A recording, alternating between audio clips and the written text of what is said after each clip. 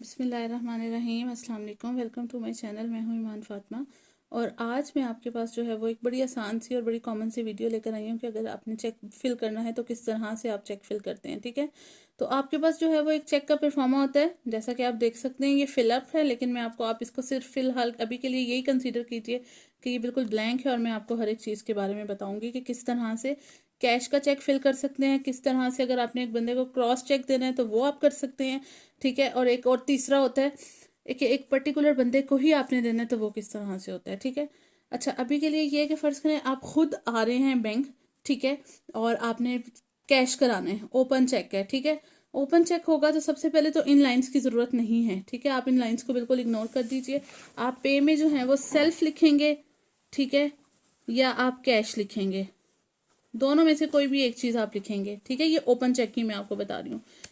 अभी तक के लिए ये ना, इसको आप छोड़ दीजिए। ठीक है, यहाँ पर आप वर्ड्स में अमाउंट लिखेंगे, 20,000 की अमाउंट है, यहाँ 20,000 अमाउंट लिखेंगे।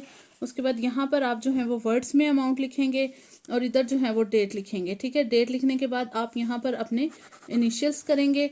ठीक है, और इसी तरह से बैक साइड पे दो अपने इनिशियल्स करेंगे और क्या करेंगे, अपना जमा करा देंगे काउंटर पे और आपका चेक जो है वो कैश हो जाएगा। ठीक है, ये एक तरीका है आपका कैश करवाने का। ठीक है, उसके बाद बहुत टाइम पे ऐसे होता है कि जो कस्टमर है वो डेट को काट के आज की डेट लिख रहे होते हैं और इस तरह से ऊपर साइन कर रहे होते हैं। तो इसमें मैं आपको ये बताना चाहूँगी कि जो चेक है वो 6 महीने तक वैलिड होता है। अगर वो 6 महीने के बीच की डेट में लाई कर रहा है तो आपको कटिंग करने की ज़रूरत नहीं है, आप देंगे और आपका चेक जो है वो पास हो जाएगा। ठीक है, तो ये ओपन चेक था।